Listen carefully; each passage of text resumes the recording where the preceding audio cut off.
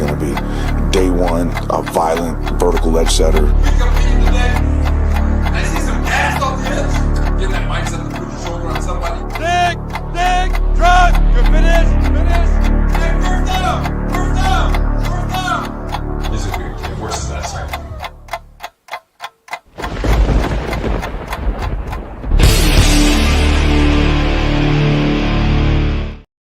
Howdy doody, everybody. What's going on out there in Jets land, my good friends? Welcome to the show. This is the After Hours Jetsfest, where we talk about all sorts of fun stuff coming down off of the high that is the 2-hour Talking Jets live stream that precedes this one. 2 hours with Matt O'Leary, Ryan, and myself. And then we just, we gotta, it's like, it's an off ramp. This is an off ramp into the slumber of the evening, right? So I am GreenBean, and I'm happy to hang out with you. And let's see how this goes tonight. You just never know. We never can tell what the hell's going to go on this one. And I've noticed I moved something around. I'm hitting my elbow on my soundboard a lot more than usual. I got to move things around. I got a lot to do. I got to finish making, guys, for the season. It'll be ready for the season, which is my Dennis Bird, for lack of a better word, shrine. Let's call it a display. There it is. I'm not, prostrate in front of it in the morning or anything. But I don't know if I told you guys and I'll make a whole video about it too, explaining it. But just to touch on this, I made, if you go on my channel, when you first log on, especially, I think it's definitely for people who've never, or maybe it's for everybody. I don't know. When you go on my channel, the first video that you see is something I have pinned up there, is a Dennis Bird story, right? Now, if you don't know who Dennis Bird is, Dennis Bird, former Jet. He was my favorite Jet during his tenure with us. His number is retired, one of the rare numbers that are retired, number 90. And he got paralyzed on the field in Giant Stadium. And then a year later he wasn't supposed to ever walk again. And he walked on the field with his wife and daughter. So anyway, he's part of our Jets history, and he's a legend and all that. But I have a story, a very interesting, unique story that happened the evening after he was paralyzed. Two of my buddies and everything. This whole story of going to the hospital and what happened, guys, is that his wife, Dennis Bird, who passed away on his 50th birthday, a driver, came over to his side of the road and they hit head on, and sadly his life was taken. But his wife saw the video and wrote to me, and we had a couple brief chats, and she said how touched she was and everything. And then a short time after that, his daughter wrote to me, and his daughter was, I guess her son is playing football. He's young and he's playing football and he's on the defensive line. So she was like showing him who his granddaddy is, and they stumbled on my video and they watched it. And long story short is we developed a little bit of a friendship and we talked, and she sent me a package of stuff from Dennis Bird, from the Dennis Bird family. And it's really, really, it's an interesting collection of things. And it was very touching and very, it's just, I don't know, man. I don't even know how to organize it in my brain. I can't believe that I get to talk to, Dennis Bird's family, and especially on this level. And then for them to send, I told her, you don't need to send me anything really, but they did. And so I'm very, very grateful. And I can't wait to show you, what that all is, what they sent, and kind of flesh out the story with you some more. So anyway, I'm going to do that. I also want to you see how like my stuff wobbles a lot, right? Like I don't like the desk I have. It's really a great desk, but I move so much and it's live. So it's like everything wobbles, like a lot of wobbling, and I don't fucking like it. So I got to take care of that too.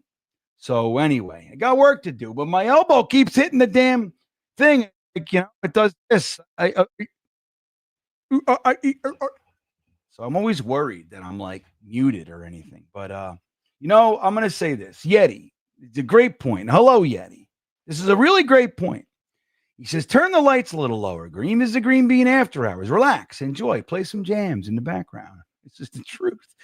I'm going to tell you the honest truth, Yeti. It's so funny that you write that. Because when I was setting the lights, now, just so you guys know, the previous live stream, I do this. Oh, that's super bright. I turned it up. But I do this for the Talking Jets. All right? Like right around here, somewhere like that. I don't feel like my camera. Hold on. Oh, that's why. Hold on a second. Hold on, everybody. Right? So much better. So this is my light setup for Talking Jets. But when I come here to Yeti's point, is I do this. But what I did, I shit you not, Yeti. I always have it on the same setting, and I felt like it was dark. It was like down here, which is what I usually do. And I don't know why. I just said, you know what? I think I need to brighten it up a little bit. So I did it like to here. And you noticed right away. But it's funny because I haven't changed it in a long time. And I did it today, a couple minutes before you fucking noticed it. So that's interesting. Thank you for noticing. Because I feel it too. This is the After Hours Jetsfest where things are a little bit more relaxed. We're subdued, we're chill. So let me lower it. How do you think? Is that good, Yeti? It's good, right? Jets Forever checking in says, go live more often. You've noticed, right? Like, so up the last 5 years, I've been live a lot more. The Thursday thick of it, namely, is off the table for this year. I just can't do it. I can't do Thursdays this year, which is heartbreaking because that's one of my favorite things to do, but I just can't do it. So, and the other thing is I have the GreenBean's Jets pod, which isn't a live stream, but that came out every Monday for years. I'm on episode 170 something or whatever. And I haven't done that yet this year. Now I'm hoping to do that for the season, but I don't know if I can. Like, my schedule is just different. So Tuesday nights, it's easy because I'm already in here. I'm already here. You know what I mean? For the Talking Jets thing. So it's already here. And I've set it up so Wednesdays, it's not what I would call late, but I can wake up a little bit earlier, like 7:30, 8, and I can get away with it. You know what I mean? So anyway, but we're doing the live game streams, as you know, and I might do post game after that because again, I'm here, so I might just go live stream right into post game. We like to do the post game press conference and all that from the head coach. Maybe we can add stuff to that, but we'll see how it goes. Jets Forever. I appreciate you saying that. I do love going live with you guys. Like, make no mistake, it's just this is an interesting year for me. So I just have to see if the Jets start winning. But then I would start thinking, if the year that I pull back on content a little bit, the Jets start winning, can I then go live more? Like, I might have to believe that that's the good luck. I mean, I don't know. Something's got to work. So I don't know. Gitmo Bob is back. It's good to see you as always, my friend. You know that. So look, he has critique. As well as the lights, your voice needs to get deeper and you can talk slower. I don't want to, I get excited, Bob. I get excited. I do have in my back pocket here, I do have the deep, sultry, if you will, slow, but I don't know. We'll see. I'm working it. I'm still new. I'm working this all out. I don't know what I'm going to be. I don't know what I'm going to be. So yeah, I got to change some things around the room and we'll see. I mean, hopefully I get to do it because I have lots of shit I'm supposed to be doing. Not least of which is my yard. Boy, oh boy, am I behind. So Green Dog says, didn't you drop off a half? Well, I didn't. Just to be clear, Green Dog, you're in the right neighborhood, but I didn't go. I had the one guy, Anthony, did call me and say, hey, we're going to do this. Do you want to come? And I was like, dude, that's the stupidest thing I've ever heard. That's literally my reaction. I'm like, why? You're going to go to the hospital? So I was like, no. And now it's a great story. You know what? I'll tell you, it wasn't a half-eaten pie. It was a pumpkin pie with a slice taken out of it that they brought to Dennis Bird, and the half a box of Girl Scout cookies. That's what they brought. So, but anyway, there's more to the story that I got because I reconnected with one of the guys. Interestingly enough, one of the guys, everybody, I haven't talked to him in 25 years. I shit you not, if not even a little bit longer. I haven't talked to him in decades. Because of this, Dennis Bird's daughter sent a gift, and she said, if you can find these two guys, please give them this from us. So I said, okay, well, let me try to do that. And I found one of them. The other guy I didn't find. I don't know where he is because they're neither one of them's on Facebook or anything like that. Interestingly enough. So I found him and we got reconnected, and he's coming to opening day. He's coming to our opening day event, September 7th at MetLife Stadium. And like we talked about, I don't know if you were at the last stream, everybody, there's only 5 tickets left. 5. That's it. We're sitting 40-yard line, upper level, fantastic seats. We changed the seating arrangements to like we were last couple of years. We had like a couple full rows, but we hated it because if I'm on one end, which I always am, I'm on one end of a row, and then you're down there on the other end. It's almost like it's as if we're not together. So what we did this year is we got like 10 seats in 5 rows together. So we're all in like a square. So we're all together. Plus, last year we had on-field access for halftime, which is kind of a pain in the ass because you got to go. It was great to be down there. It was fun, but we got to go down there in the second quarter, then get on the field, and then find your way back up for the rest of the game. So what we did this year is we made it for after the game.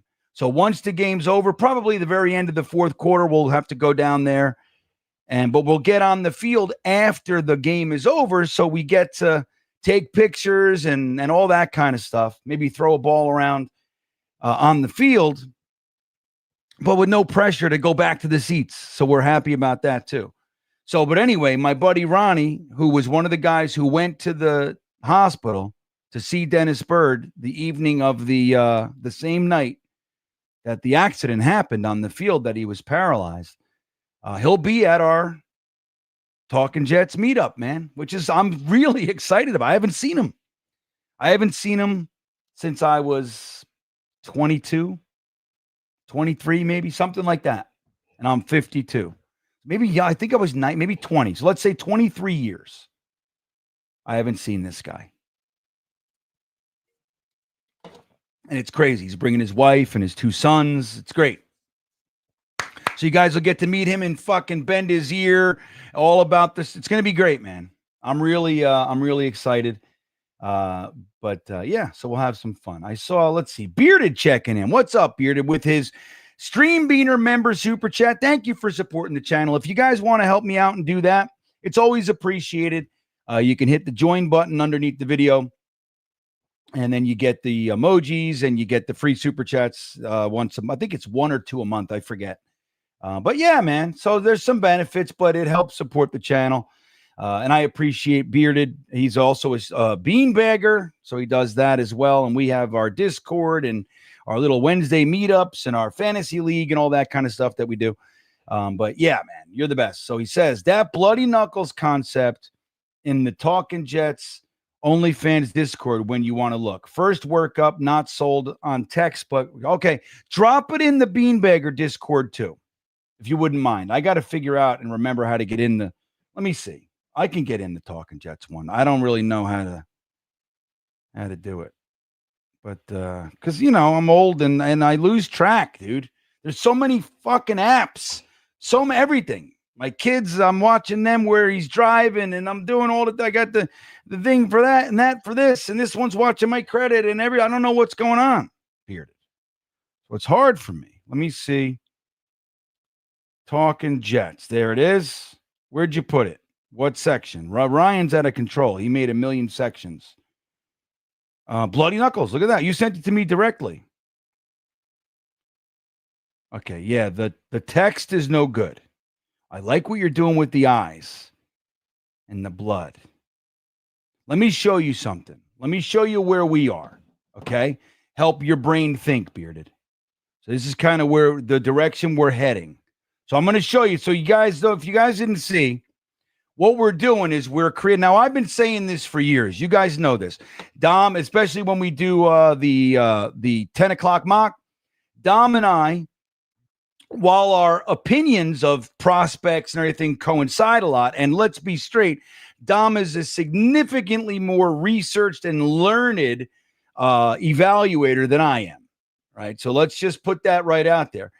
But Dom and I have a crucial separation in our overall philosophy as we get later in the draft, right? So Dom's philosophy, which probably aligns with most of the NFL front offices, which is when you get into the 5th, 6th, 7th round and all that, you're looking for a trait. So if the guy has any one thing that you can say is exceptional or elite or really good, even, you take a shot on that you can develop them off of that. So things like speed, right? Strength, football intelligence, like whatever it might be, you're betting on that. So yeah, he's rough around the edge, but he's got this. And if we can refine and build on that, we got something. So you see that a lot, and it makes sense. But I'm different. I like, especially when I get into the 5th, 6th, and 7th round, I like to bet on football players, guys that don't necessarily have speed, don't necessarily have the height and the strength and the weight that you're looking for at the position. But for whatever reason, the best example from our world is Wayne Corbett. He doesn't have the height. He doesn't have the speed. He doesn't have the strength. He doesn't have the pedigree, but wouldn't you know it, he's fucking open all day long, and he catches every single thing that you throw to him. And by the way, even though he doesn't have the stature that you want, he's willing to sacrifice his body and block and just as much as you need him to, and he's effective. So you look at him on a draft board and you just disregard him, but that's the guy I pick. I call those guys bloody knuckles guys that will do anything on the field. They're banged up, but they're still coming out. The guy, all of a sudden linebackers are hurt. We need a linebacker. And, most of the conventional thinking would be like, well, let's get a cornerback. Let's get a safety. And that's fine.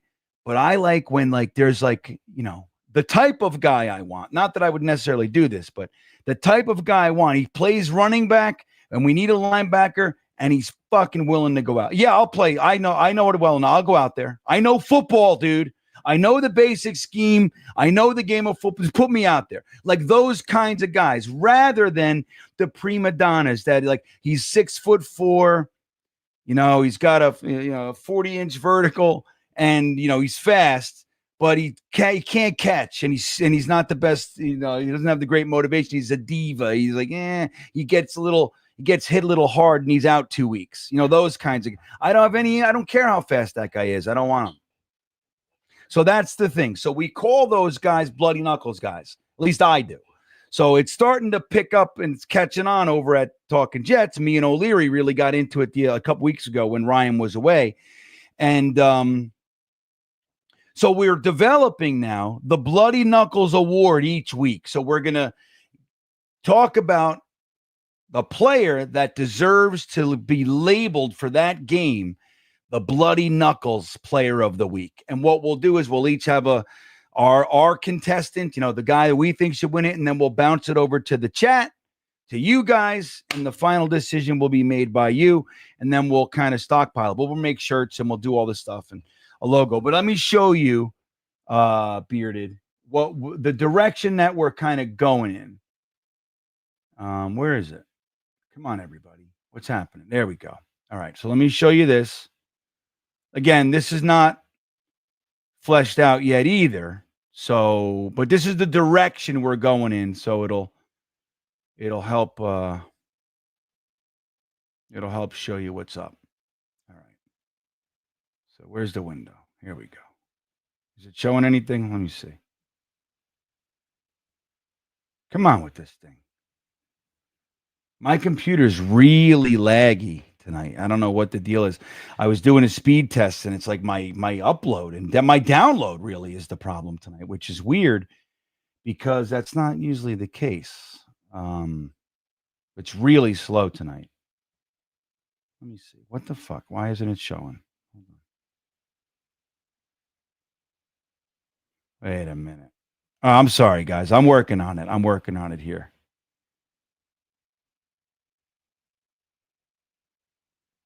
You have no slides. Okay.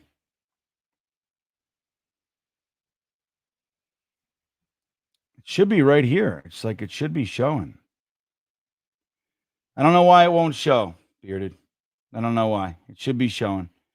My street. Look, now I'm a little. There it is. All right, Bearded. So here, that's what we're, again, this is really raw. I don't like the green blood, the lightning bolt and everything, but we're working on it. So that's the direction we're heading. Yours is cool. Different. So I like the eyes. I like the player. I like the ominous environment that you're creating. But just know, like, this is kind of where we're going. Maybe it's, spark some ideas with you. All right, buddy?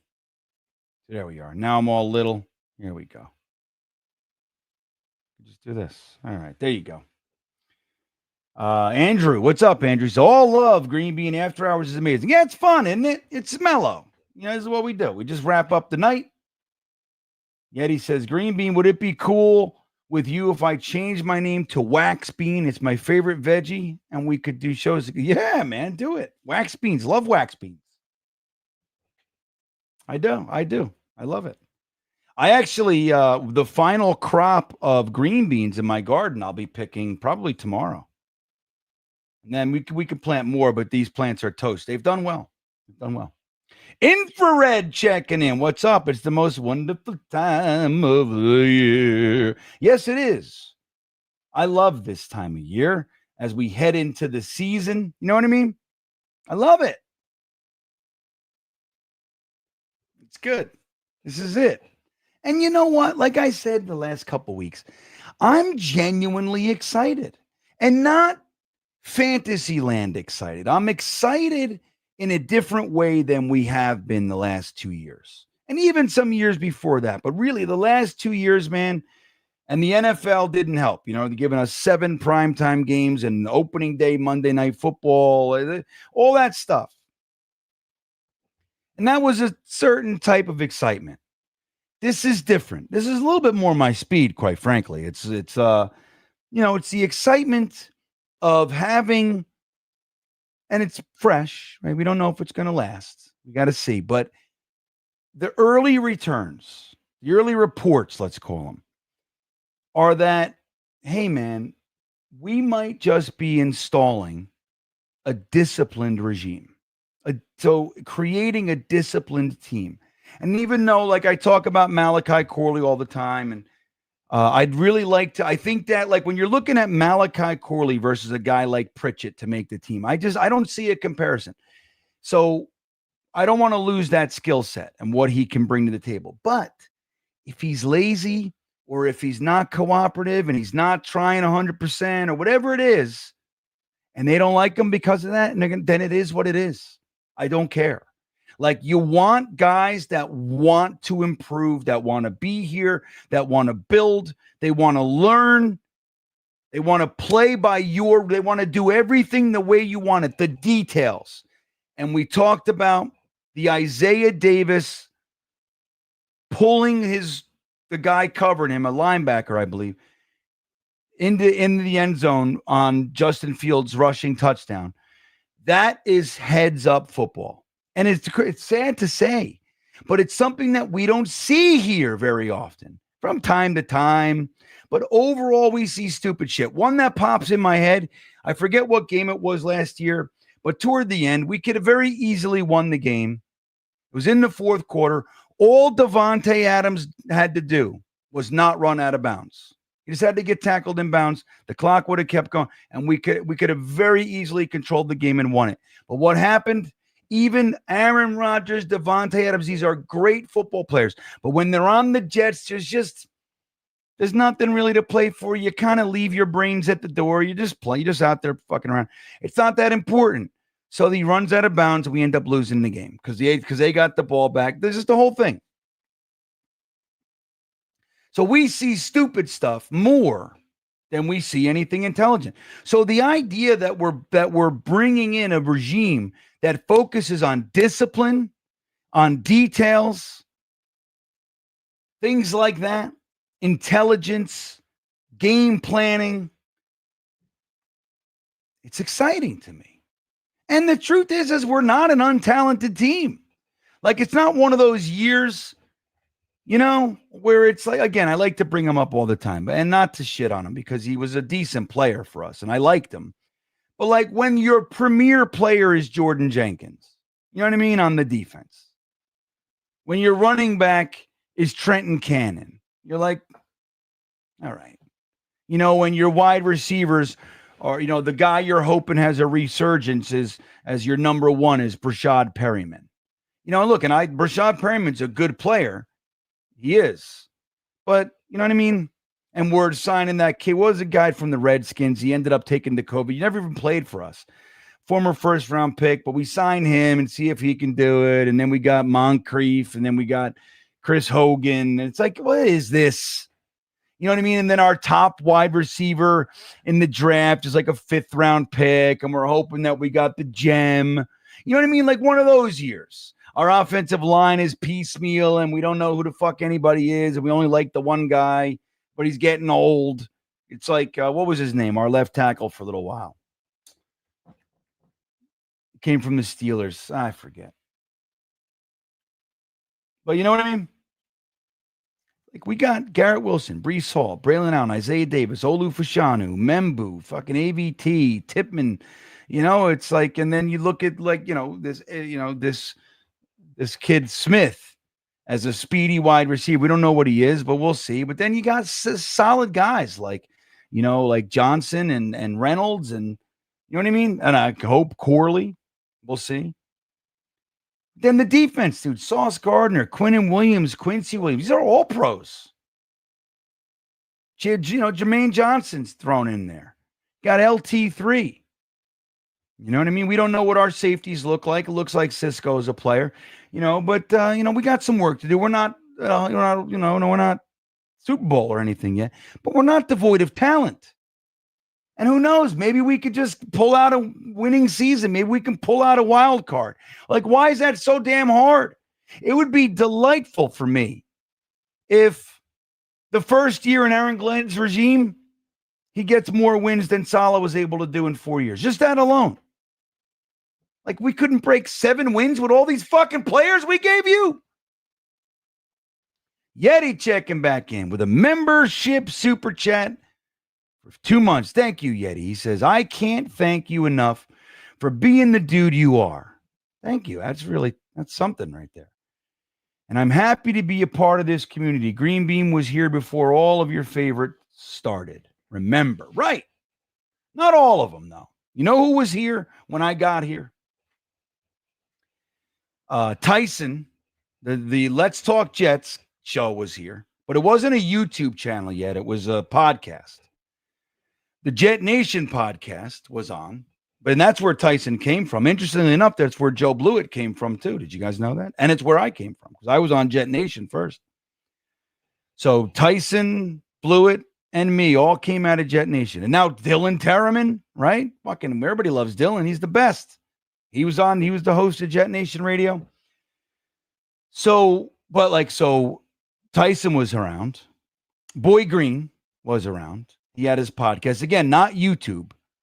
It was the Let's Talk Jets was on YouTube, but it was just audio. And then you had Ryan, who was out there. Matt O'Leary. That's it. Gangrene David.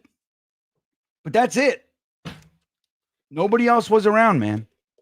When I jumped in, it was just whatever Jet Nation was doing, which was very little at the moment I jumped in. Let's Talk Jets, Ryan, Matt O'Leary, and Gangrene David, Boy Green. That's it. Now we have people polluting the airwaves. Like, what the fuck's his name? Dano, Danger Zone, that shit fest, fucking Snowball, all these fucking scrubs. I love those guys, man. But yeah, man, let me catch up a little bit. I gotta catch up. Let me see. I'm way behind. But thank you, Yeti. That's really it's a warm sentiment, and I want you to know that I appreciate it. I don't take compliments well. I like to tell you, like when somebody compliments me, I like to tell you why it's not valid. It's just what I do. Hey, you did really well. Man, I fucked up the thing. That's just how I'm built. Now I've been working on it. I'm doing much better, clearly, because I say, thank you. That's what I learned. I had to ask somebody how to do that. I said, hey, what do I do? They said, hey, try this. Thank you. I'm like, whoa. I know it's crazy, though. Jets forever. Now, look, again, Ruckert, 3rd round pick. Corley, 3rd round pick of the previous regime. Ruckert, we know the hoopla, is Jets fan, came from Long Island. His dad's amazing, who I've met and hung out with. Great fucking guy. And I liked him as a prospect. Let's be straight. Call it what it is, So I liked him. His father has busted my balls. Truly, he has busted my balls. I liked Ruckert, and I was happy to bring him in. But in that draft, at that pick, he was not the player I wanted. I didn't think tight end was the right pick because we just signed Conklin and Uzoma. And I'm like, well, then you push. And there was a linebacker. I forget who it was. There was a few players, but I think linebacker was way up top. And that's who I wanted. His father texted me. We were talking, whatever. And he texted me. He said, still want a linebacker in the 3rd round? So, but anyway, so like, look, all the stuff, we love him, right? We love the guy, the whole thing. But dude, the truth is he hasn't done what we need him to do. It's like he hasn't done well. He's had his moments. He's made some impressive catches and he's made some thunderous blocks, but the consistency piece has not been there. So this new regime, you got to start from square one. And they brought in a couple of their guys. They brought in Stone Smart, who they like. They love him. They love Stone Smart. And they obviously drafted Mason Taylor in the 2nd round last year. So it's like, all right, man. Well, they're coming. So you got us. And then the fullback is showing up. Now, granted, it's only been one preseason game. We don't know. We've seen it before, guys. One preseason game does not a career make. And I'm rooting for Ruckert. But he's got to put up. If you're not going to be able to show up, like, really showcase yourself as a pass catcher, dude, you have to nail down that block and roll. You're talking about using him once they start talking about using a tight end as a fullback, have you seen it work? I haven't fucking seen it. We've talked about it with myriad tight ends over the years. Once they start talking like that, the guy's done, in my opinion, or close to it. If you're a really good tight end, if you're a great inline blocker and you can be a reliable safety valve for the quarterback, good hands, get some yards after the catch, all that stuff. If you're good there, they're not talking about moving you to the fullback. When they're talking about moving you to the fullback, it's because they're trying to be creative and find a role for you. It's not a good sign. Now, Corley, we just talked about. My hope is that what they're doing is they're making him earn it from the bottom up. Dude, you want to play on the team. You're starting down here and you're going to earn it. Now, he got in the game. He got some reps. And there was one, I think he had 2 targets, 1 reception. The other target went to his feet. He had slid down, and tried to catch it. It was way behind him and it went into, like it went to the ground. So that wasn't his fault. But the other one, it was nice catch, nice route, nice catch, nice run after the catch. So what are you going to do? But the idea that Pritchett is ahead of him, and I don't know what people love about him. That catch was good in the end zone. So, yeah, look, Jets Forever said that Pritchett dude, that's the thing. It's like Corley, though, has a skill set that and nobody else on the team has. And I don't understand why you wouldn't want to refine that. But again, I'm not there. So if he's fucking off, what are you going to do? But I'd like to believe that they're giving him every opportunity, like really, like trying to develop him and get into him. Don't just leave him alone. You know what I'm saying? Figure it out, kid. Like, don't do that. And last year's coaching staff, dude, they didn't know what they were doing. Again, when you have a guy, he just scored a touchdown. He dropped the ball an inch before the end zone. Okay, stupid. Nobody's going to say anything different. But what you do, you don't bench him because of it. It's a fucking rookie mistake. You grab him and you go, okay, man, you made your mistake. Just know this, the ball's coming to you the next play, the next offensive play. Shake it off because you're getting right back out there. And you put the ball back in his hands and you let him do what he does and get some more contact. And it's all in the pit. They didn't do that. They put him in the doghouse. How do you do that? James says, what's up, James? He goes, Ruck has a spot. He's in the New York Jets version of Brock Wright. He's the New York Jets version of Brock Wright for AG. Corley, they want a reason to keep him. He needs to be versatile, not just Yak King is what you want. I mean, versatility, right? I think he's got that because he was a running back. So to your point, I agree. But Yak, dude, if you have a guy that whenever the ball's in his hands, he's getting yards after the catch consistently, dude, there's nothing more that you need. So I'm with it. They just got to give him the reps. Again, we don't know why they're not. We don't know what he's doing. For two coaching staffs in a row not to really like him, something's up there. But don't forget, Joe Douglas and Robert Saleh had to have him. They fucking traded up to get this guy, and he can't get on the field. It's silly. But Rucker, I don't know if he has the spot, dude. I don't know. I'd like to believe he does. But he's got to show up, man. You got to take these next two preseason games and the remainder of training camp, and you got to blow their doors off. You got to let them know, look, these other guys might be nice players, but none of them have what I'm bringing. I am a rock-solid blocker, and by the way, I have underrated hands, which he does. But this is it. Ohio Jets fans nailing it. He's a coach. He's not your friend. We could be friendly after, right? We could be friendly. And we could be men and shoot the shit. And say, no, when it's you got to do all these things first. I am your coach. You are working. You are getting paid. You have a contract to do X, Y, and Z. I require that you do those things before you and I are going to shoot the breeze. Everything's fine if you're doing everything I say. You know what I mean? That's the way it is.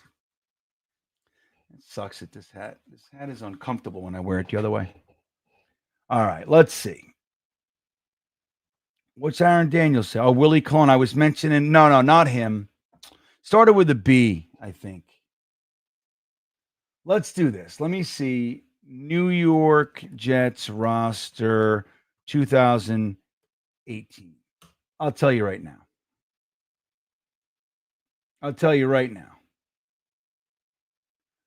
Jesus. And let me show you this roster. We'll take a look at it.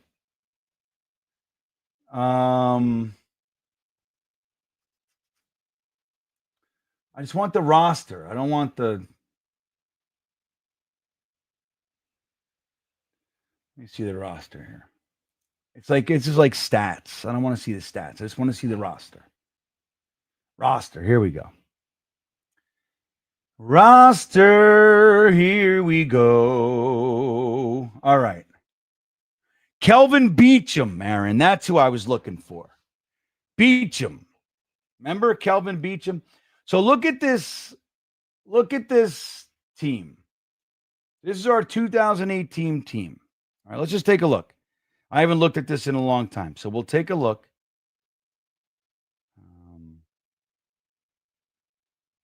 Why isn't anything sharing? Like, what's the scoop?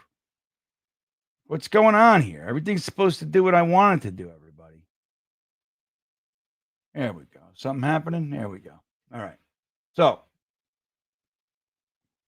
Sammy Boy, he threw for 2,800 yards that year, 17 touchdowns, 15 interceptions.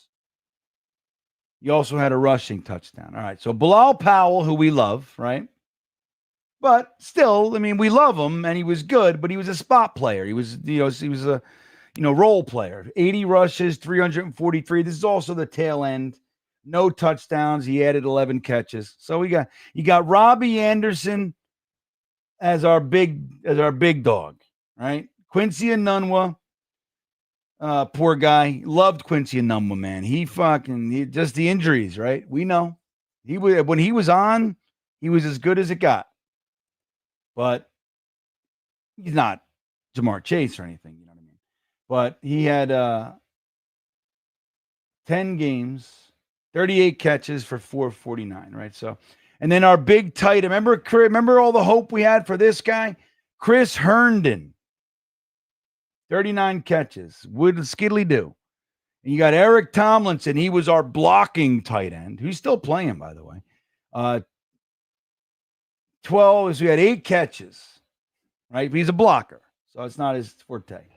But then we had Kelvin Beachum, James Carpenter, Spencer Long, who was the worst. Fumbled snaps all day with this guy. Brian Winters and Brandon Shell, who was okay. Now, these guys were draft picks, these two. But we know these are like average at best. James Carpenter was a decent player.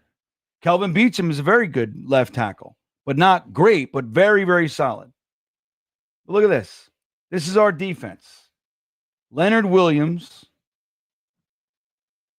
before he really settled in. Mike Pennell, skiddly do. Brandon Copeland, he was somebody we had a lot. Darren Lee, remember? 3 interceptions. There you go. Avery Williamson was our big-time free agent linebacker at the time. Excuse me. Jordan Jenkins, 7 sacks. I don't think he ever eclipsed that. He might have had 8 one year, but that was kind of what he brought. Solid player, Tremaine Johnson, big whiff as a free agent. He did have 4 interceptions. Look at that. Claiborne I liked. Mo Claiborne was good.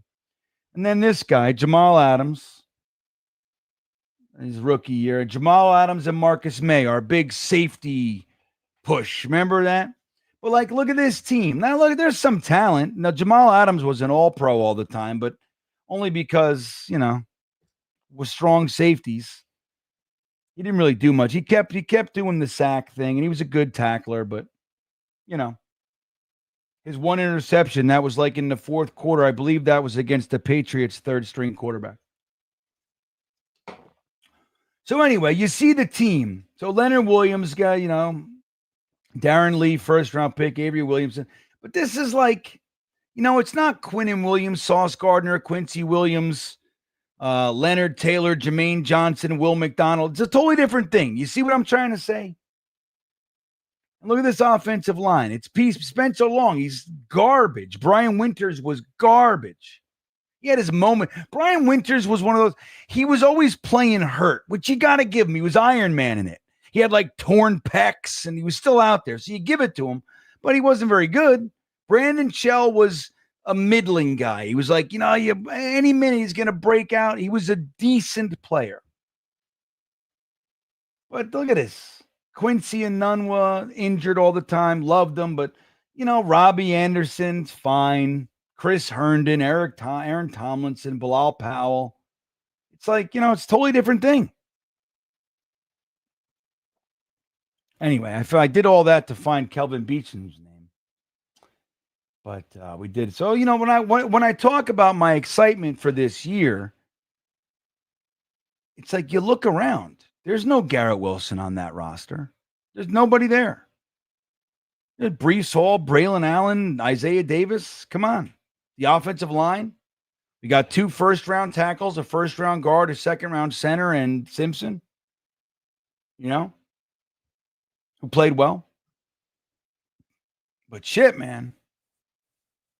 It's all about Justin Fields and Tanner Engstrand, in my opinion.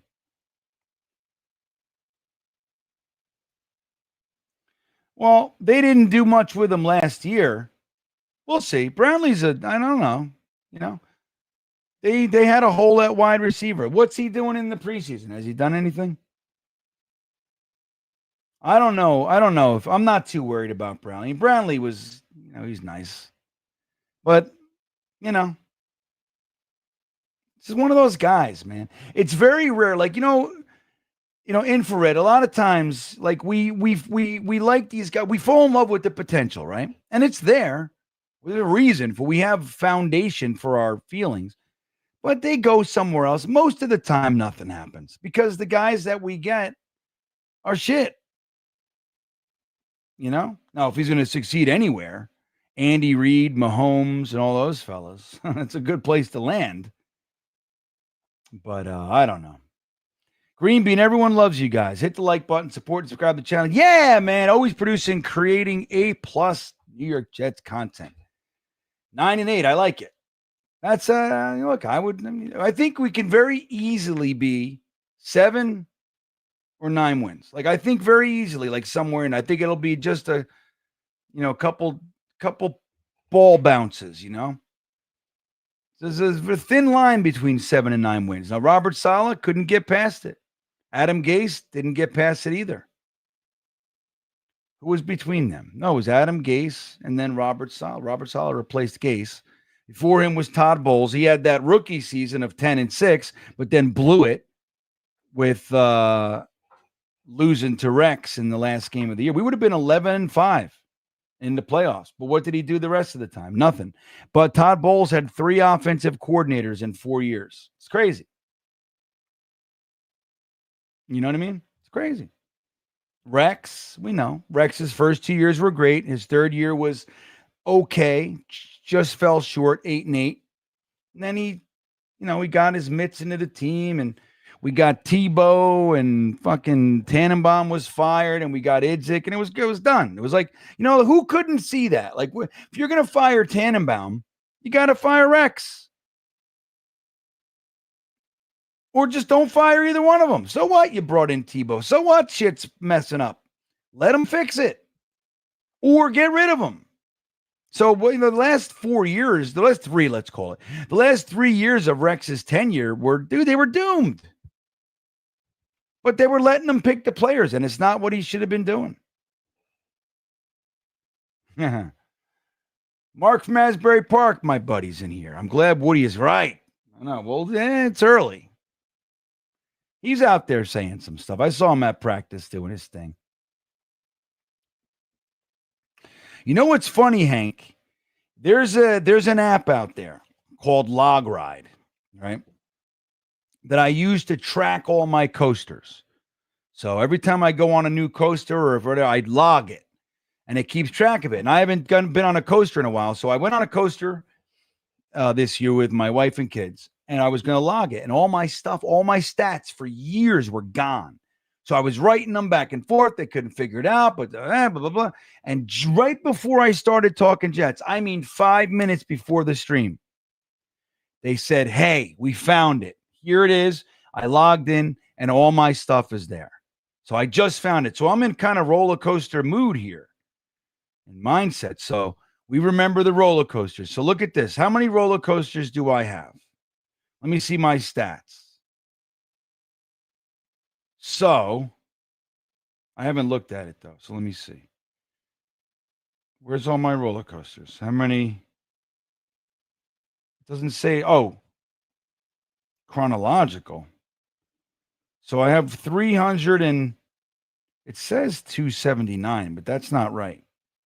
I'm missing some. I got to add some. I have 310 different roller coasters. So my list is, so I've been on 300 coasters at least once. And then obviously some of them, like I've been on the Griffin and Verbolten at Busch Gardens 19 times.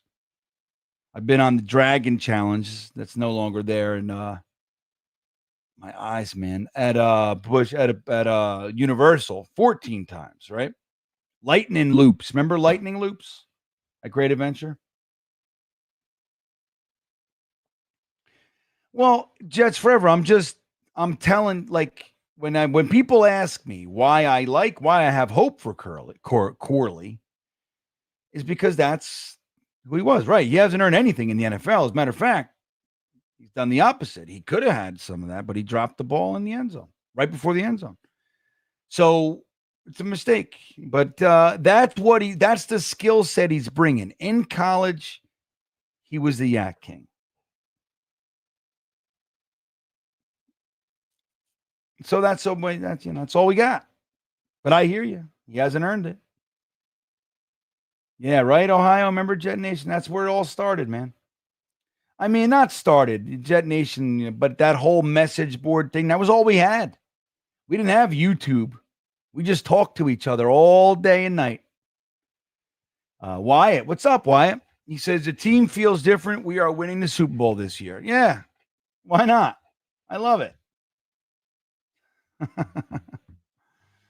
This is an interesting one. Dano says Tyrod's getting arthroscopic surgery this week. So here's the thing. He's going to be out for the remainder of the preseason. They are hoping he doesn't miss any regular season. So that's fine. And if he misses a week or whatever. But so what that means is we're going to see a whole bunch of Martinez and Brady Cook. So I'm happy about that in the pre. I don't really care. I don't want to see Tyrod Taylor. I mean, the only reason I'd want to is just so he's lubed up for the season, you know.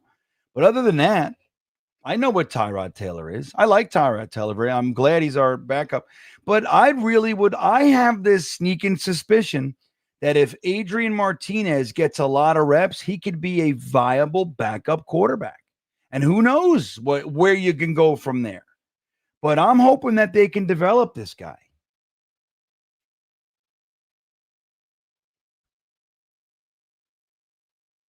Yeah, I believe this, Walt.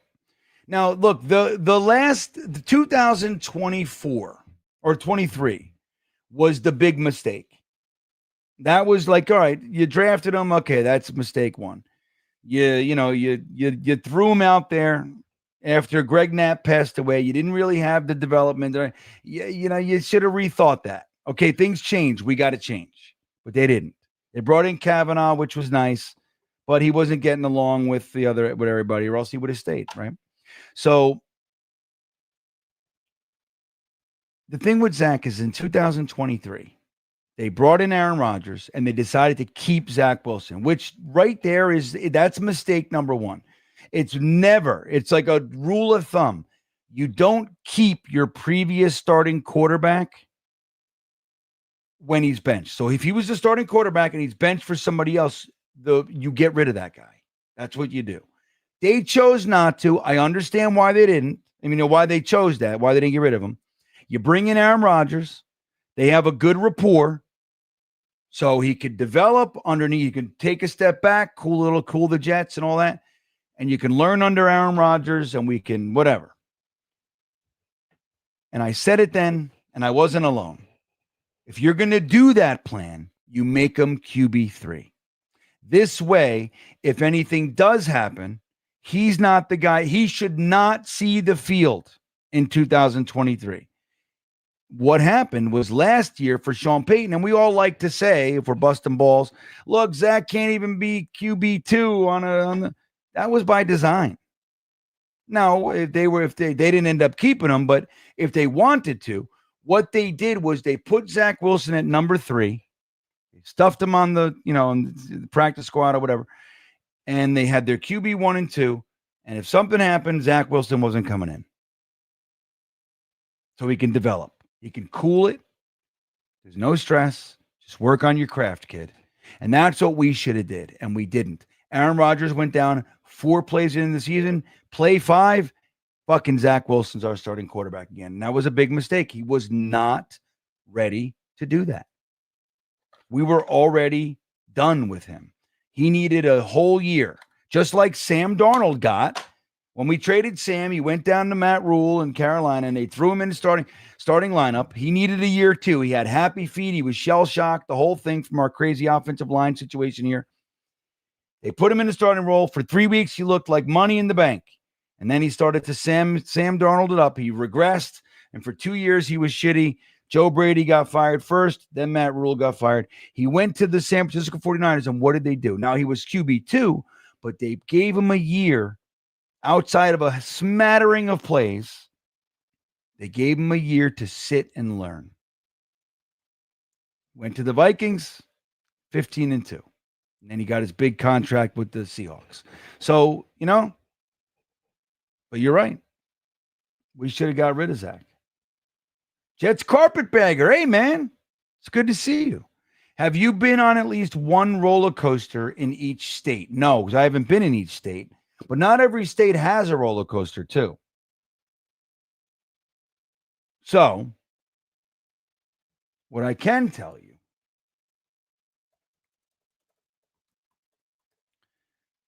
since you asked, and I'm crazy, let's just do this. So, I have been, well, let's do this. Well, let me see something. Coaster.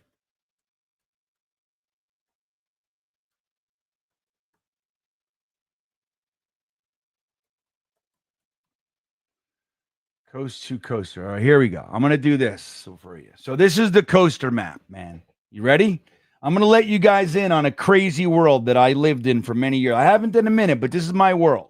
Outside of like jets and some other things. So this is where every roller coaster is in the entire world. You ready? Real quick, little segue here.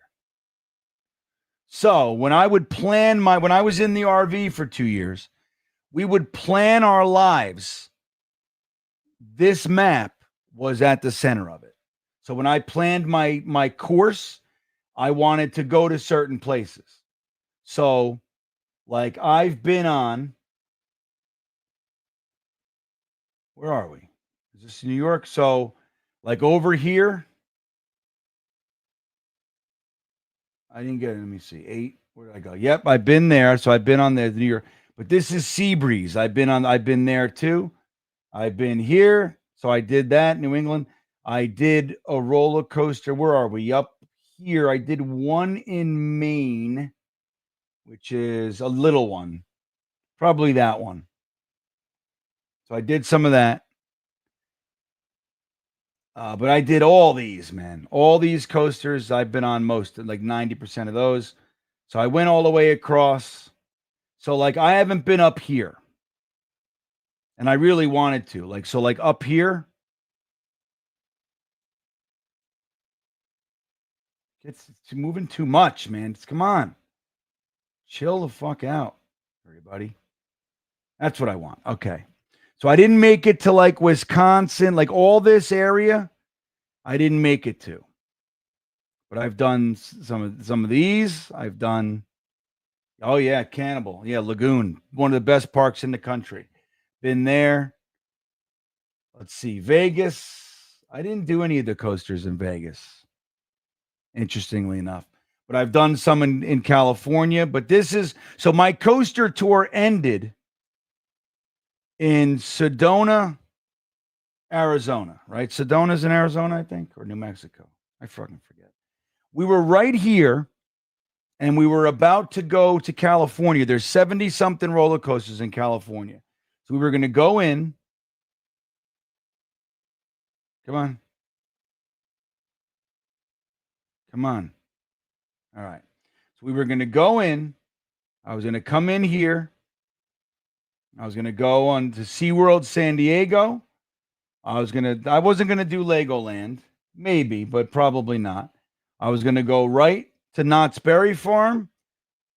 We were going to do Disneyland. I was going to do the Big Dog, Six Flags Magic Mountain. And there's one really good coaster. Hold on. Sesame Place. What's this? Nope. Maybe it's down here. No, it's up here. So there's a wooden coaster down here somewhere on the beach that I wanted to hit. Merlin's Revenge, Live Oak, I don't know. But then we were going to go up here, and it sucks because this one here is closing. California's Great America. It's like one or two more years. Sucks. We were going to, Santa Cruz. That's where the wooden, so the Giant Dipper. That was one big one for me, Santa Cruz Boardwalk. But yeah, we were going to hit all these. And then I did go up here. Yep. Been there. Enchanted Forest. I got videos on this. Yeah. So I also did. No, I didn't do that because it's State Fair. Nope. There's a little one over here. Roller coaster. Let's see what it is. Yeah, it's one of these little rinky dinks, you know. So anyway, to answer your question, Carpetbagger, the answer is no, but most. So there's 700. When I was doing it, there were 775 roller coasters in the country. Now, a lot of them are those little shits, little dragons and stuff, which I'll ride for the credit if I get it, but I don't make it part of the trip. If it's there, I'll ride it, but you know. But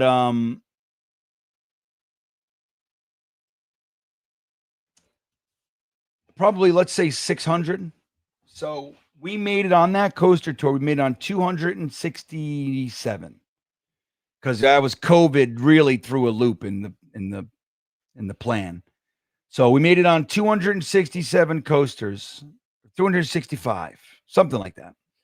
On my 2 years, we did 36 states, 265 roller coasters, a whole bunch of national parks, state parks, all that kind of stuff. But there was a lot I couldn't do, and then it ended, right? If I would have hit California, I would be in the 400 plus coasters. But anyway, I'm not blaming Zach. I'm just telling the story. Like, especially with hindsight, you can look at it. Hopefully you can start being objective on the matter. Zach sucks, dude. But, you know, if he's got a chance, he had to take the back seat. You know he did. He was all freaked out in the mind. And the Salah sucked. The offensive staff sucked. They weren't developing him. You know, there was nothing there. But they needed to put him on the back burner. If they were going to sign Aaron Rodgers and you were going to keep him, you needed to put him on the back burner. And they didn't. They bet on, stupidly, Aaron Rodgers is Iron Man. He makes it through every season. Well, yep, he does, except for this one. He's 4 plays in, he's out. So, thank you, Scott. GreenBean, you're my favorite Jets commenter. Glad to have you back. Well, thank you. I'm glad you're here, Scott.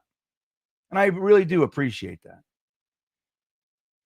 But I'll tell you what about Zach. Dude, what is with the Dolphins signing signing 3 in a row?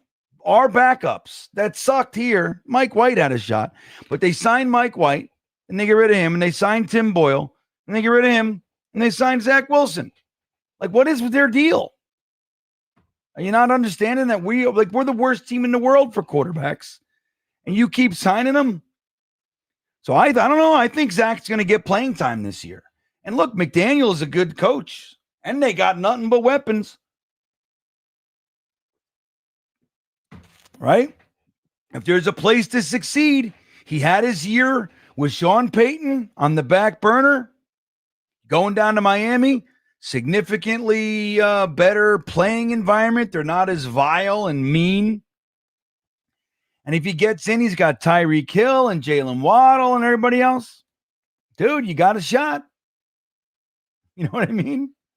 Dano checking in, becoming our newest stream beaner. Thank you, buddy. I appreciate your support. Dano's been around a long time. Don't forget to watch Danger Zone, too. He puts out some good stuff. It's fun. I visited the show a little while back. And it was a great time. Great show. Danger Zone, everybody.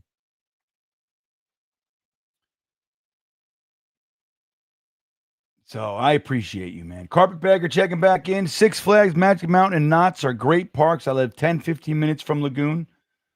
My kids said, dude, how good is Lagoon? You know, I made a great video on Lagoon.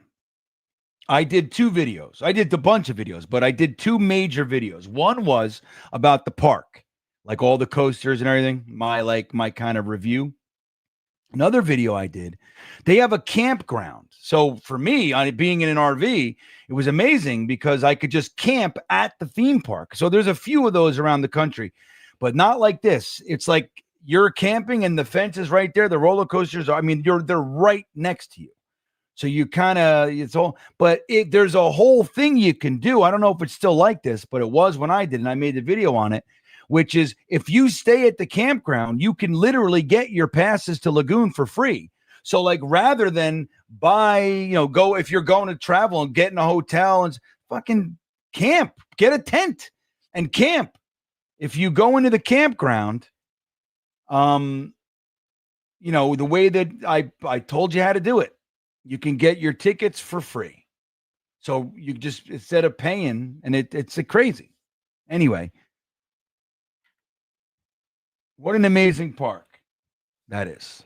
Amazing. And they build the last 3 coasters that they put up there, they built them. They designed them and built them themselves. So they're not hiring coaster manufacturers. They're building them, and they're amazing. Cannibal's crazy. Anyway. I could do that all night. Let's see. Ohio Jets fan says McDaniel gets fired this season. I'll tell you what. He won't get fired mid-season because what the Miami Dolphins, and he's done it, what they like to do is come out like a shot out of a cannon, right? Because they're a fair weather team. So when the weather's nice, they light it up. And they did something very smart with their stadium. You guys know what they did? I made a video on this too. When I was flying over, I did a video of flying over. My buddy has a plane and we went up and we flew over the stadium. But what they did was, so they put that roof on the stadium, the flat roof, and it has a hole in the top so the field is exposed, similar to the old Cowboy Stadium. What they did, the sun down there is brutal. And I've been in many games in that stadium. I've been in more games in that stadium than I have in MetLife, by far. As a matter of fact, this game right here is in that stadium. As a matter of, listen to this. This was my son's first ever football game. So we were the Miami Dolphins versus the Jets. This was the game. What's happening in the huddle right there? Right at this moment. Santonio Holmes was arguing with his offensive teammates in the huddle. Remember, they got into a shoving match, and he was benched during this game. Right there. That's what's happening. So the Jets are making fools of themselves. So what they did was they put a roof. This is before the roof. So I would sit there in that oppressive sun. So what they did, knowing full well that the sun is brutal, they put the roof on and they designed it that the Miami Dolphins team is in the shade. The opposing team is in the sun. That is a home field advantage. Because let me tell you something. It is not a joke how hot it gets in that stadium. When that sun is beating on you, a 1:00 game, and you're in the sun all day, it's no joke.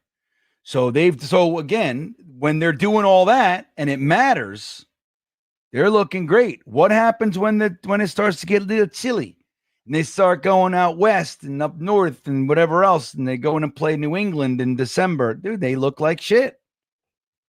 They're not built for it. It happens to them every year. So if that happens, I don't see them firing him if you get that far into the season, maybe. But if they do another hot first 2/3 of the season and then collapse again and don't make the playoffs, I think he's done. I'm with you, Ohio. I'm with you, buddy. Dane the host and Dane the viewer are two different. I get it, dude. I get it. They're two different people. And as you go on, you'll see it gets fortified. These two people.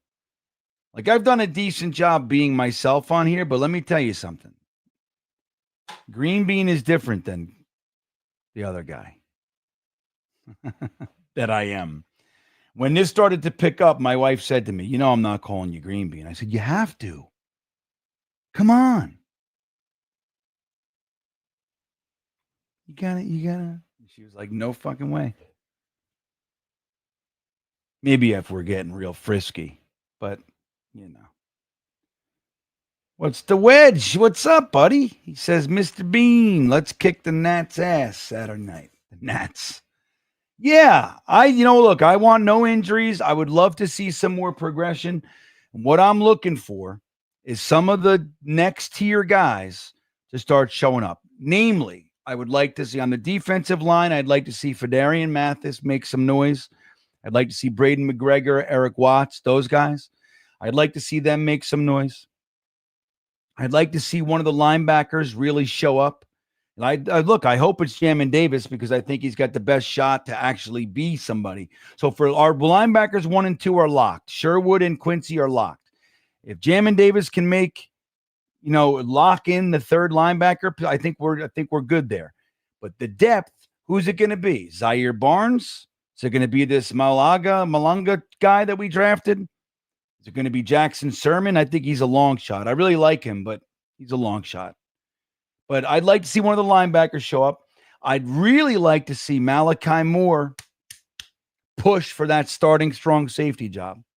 Tony Adams is nice and all. And look, even if the only thing that happens is Tony Adams takes it really seriously and improves and becomes somebody, that's fine too. But I think Malachi Moore is the guy we want. Like, so Cisco and Moore out there, I think would be nice. Now, what about the cornerback? I really want to see JBC. I want to see Stiggers. I want to see what these guys are doing. I want to see them improve. I want to see them fighting for this job. That's what I want to see.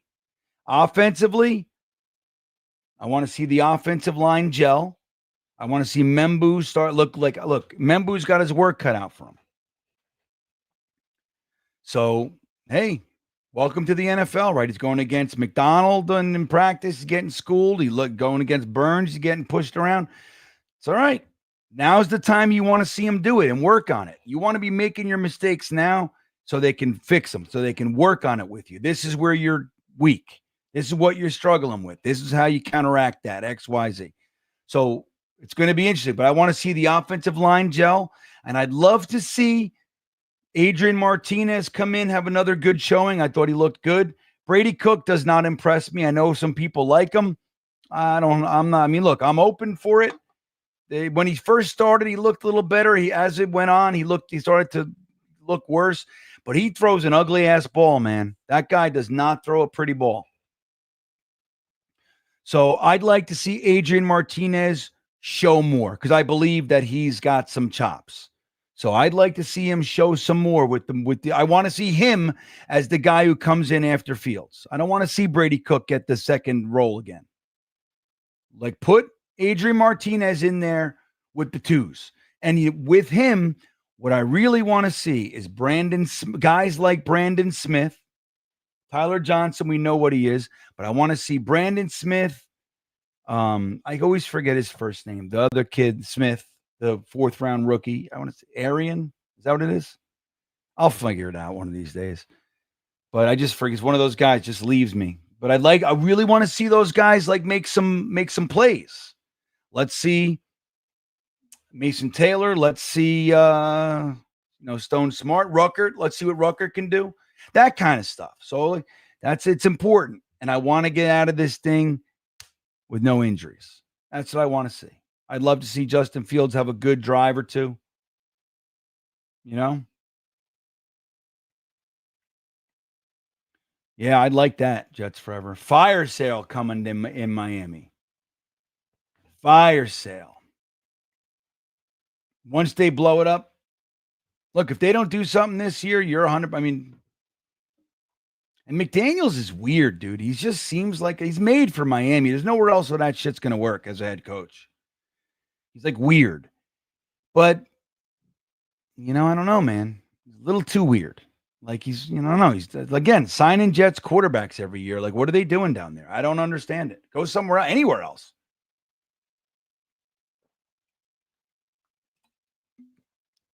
Doesn't make sense. But they got Berrios too. He's a decent player, right?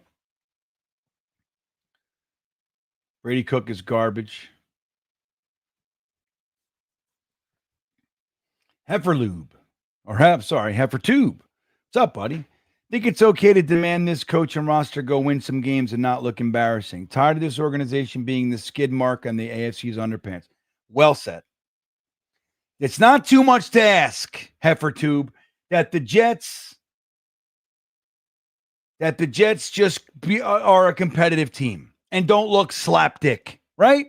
Why do we have to not only be bad, but we're embarrassing? Why? And the rest of the league, think about it.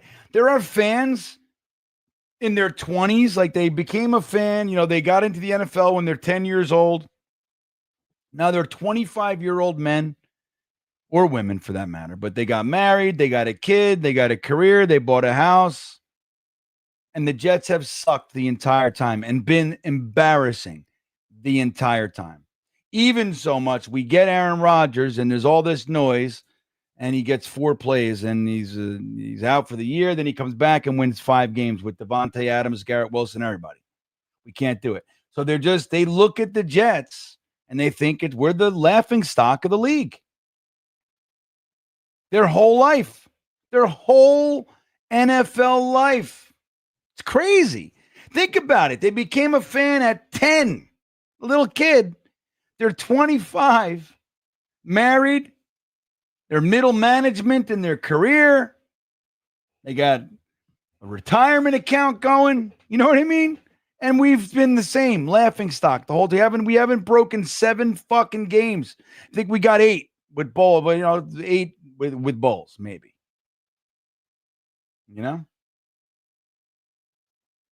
It's crazy, dude. Sick of it. Sick of it. Arian Smith. Right. Thank you, guys. Yeah, I had it. See, so I just wasn't confident. I should have been I said, what is it, Arian or something? I should have just been confident. But I wasn't. I hope he does too, Greg C. Gonna make you take it. Greg. That's mean, Greg. Why don't you just ask me if I want it? Like a Brees. I know. I think, dude, he's got such a desirable skill set. And dude, think about this. He's the same height and he's like 5 pounds lighter than Marshawn Lynch. And they play, I'm not calling him Marshawn Lynch, but they play the game the same way. Like that aggressive, pound through people. Like, why can't we figure out a way to use this guy? I mean, look, if his head's not in it, it's not, I don't know. But if that's the case, I hope they can trade him for something. You got to get something for him. There were plenty of teams that were scouting Malachi Corley, and he was getting drafted in that 3rd round no matter what. If it wasn't us, he was getting taken. Believe me. Heifertube says, Martinez looked obviously improved from last year, calm in the pocket. I agree. And he showed some flashes last year. And he did well in the UFL. He was like the MVP of the league. So it's like the guy's got something. And look, he's got a strong arm, but he's got the legs too. Don't forget that. Martinez can run. So think about it. If he ends up being like the backup to a guy like Justin Fields, you don't miss a beat. If he's got to miss a game or whatever, you can run the exact same offense. It's the same guy. And that's what you want. Dano checking back in says, never forget where you heard the term Smitty for Fitty. Smitty for, I don't even know what that means. You got to help me, Dano. I don't know what this shit is. Smitty for Fitty. All right. So Smith for $50. So you're saying Smith for 50 yards? Is that what we're going to be saying? I'm in. Is that the term? So if Smith goes for 50 yards, we're saying Smitty for 50? Is it? Is that what? All right. Is that what we're doing? Rico the Pup. Thanks, Dano. He says, GreenBean, what's that old-timey tonic you're drinking? Looks like you brought it in the saloon. This? Fucking tonic. Yeah, it looks like an old... right, like it's like my old cough syrup.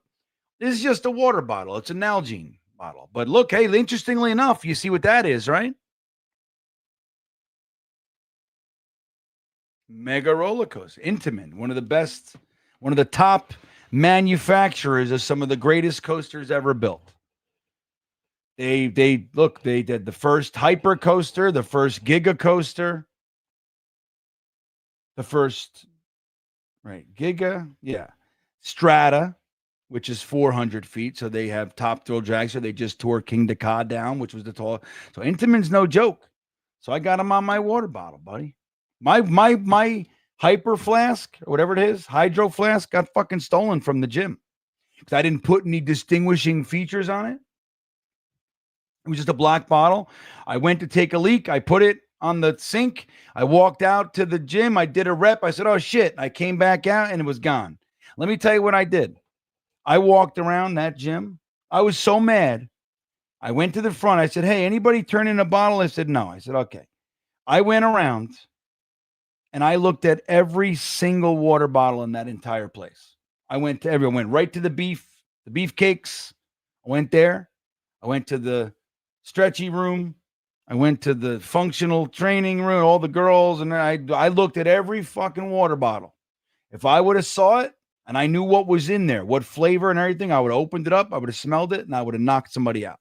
I was not happy. How dare you? I'd have been wrestling around with some 360-pound goon, showing him who's boss. It's my water bottle. Dude, those things aren't cheap, man. Hydro flasks. I was pissed. So now I got my tonic, my fucking 1800s tonic. It's so good, Rico. That's funny. Jason Edwards. There he is. We were talking about you last week. Are you coming with us this year, Jason? It wouldn't be the same without you, man. No guilt if you can't swing it or whatever, of course. But honestly, I don't know what we would do if you weren't there. So are you coming to the opening day thing? There's only 5 tickets left if you haven't done it yet. So if you are planning on it, don't play games. Come, bring your boy, bring your amazing wife so I can chat with her for another hour and a half. You know, your pops, the whole crew, man. You guys are the best. Jay, so what? Let me get to your soon. Thank you for the 28 months of support, my friend. Just made it to the stream. I'm optimistic we will have 9 wins this year. Well, I'll tell you what, Jason, I would take that. 9 wins and squeak me into the wild card, baby. Give me that extra week of football. Anything can happen. Just get me in there. You know?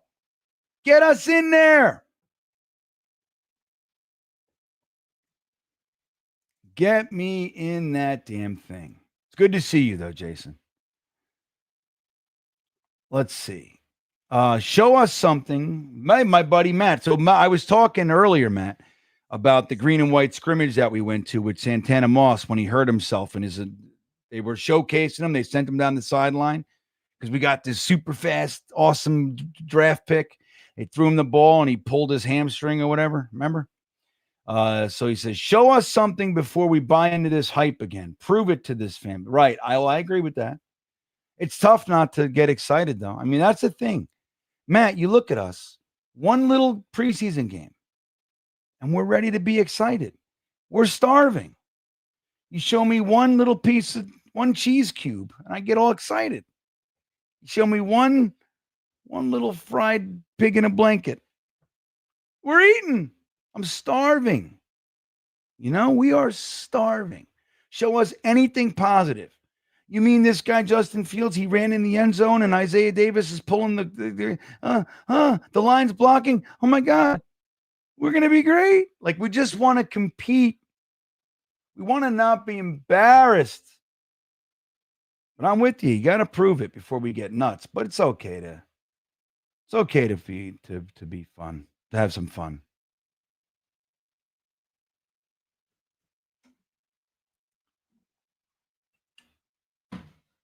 Let's see what else we got. You guys are all talking. Hey, there he is. Me and Dom were talking roller coasters earlier, which you never even responded. I was on a work call. That's why I couldn't answer when you called, but I responded. He asks me roller coaster questions. I say, yeah, I got all excited. Ooh, I wanted to nerd out with you while I was listening to somebody on the phone tell me their story. You know, I had all kinds of stuff to do. But anyway, I was excited to talk coasters with you and the kids.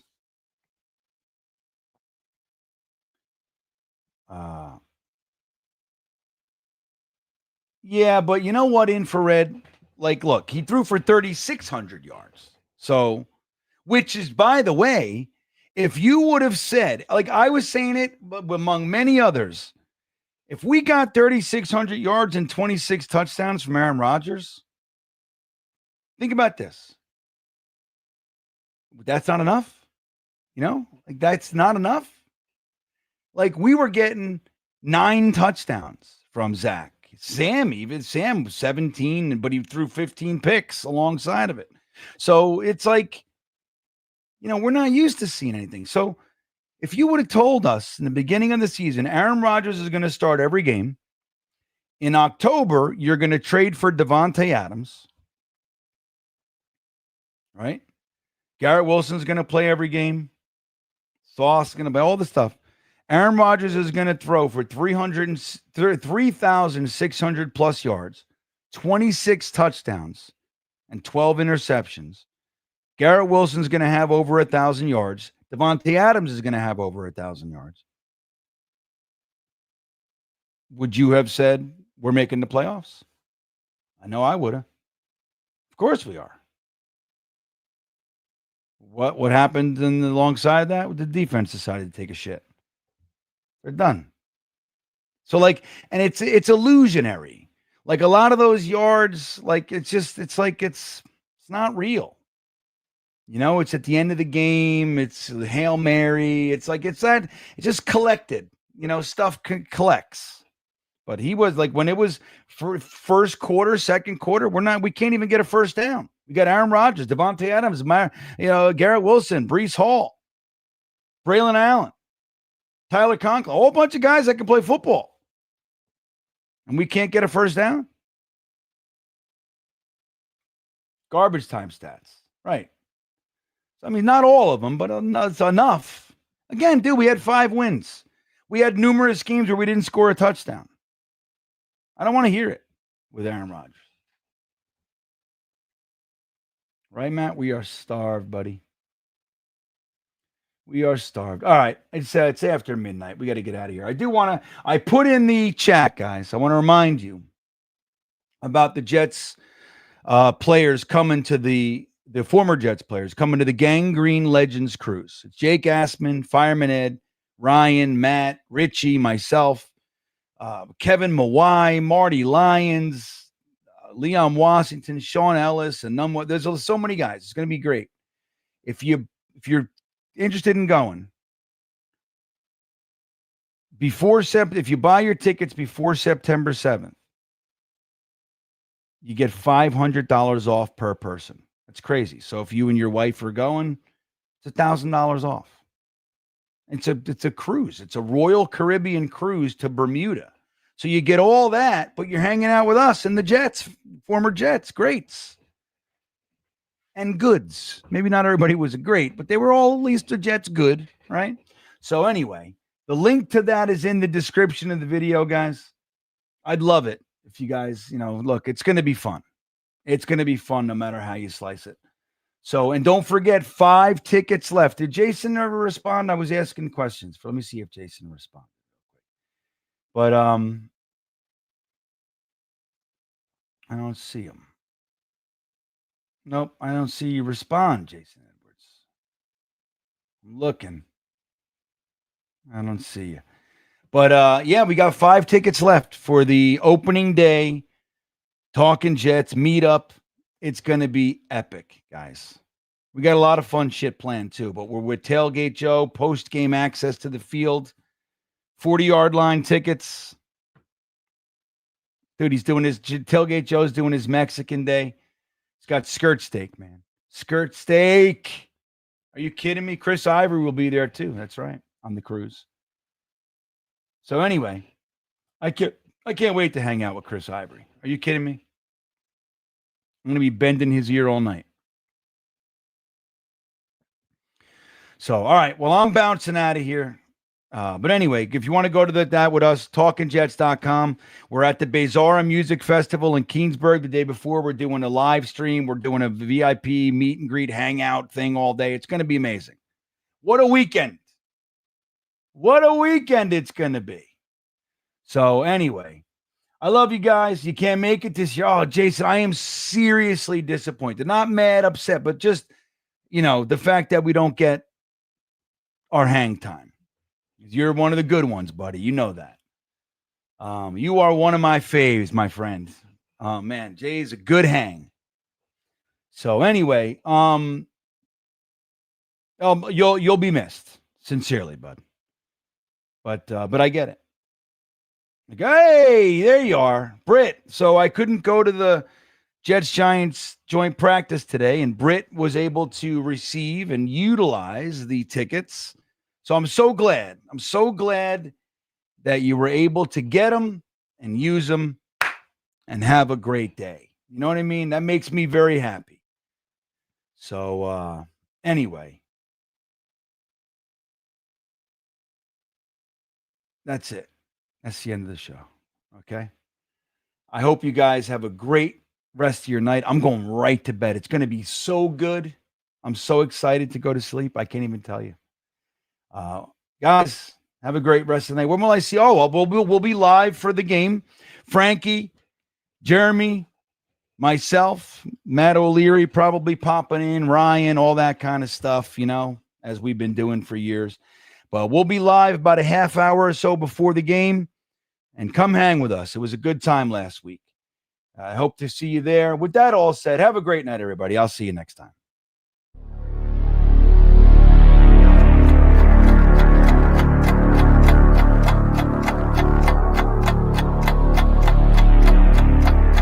I think he's going to be, day one, a violent vertical edge setter. We competing today. I see some ass off the edge. Get that mindset.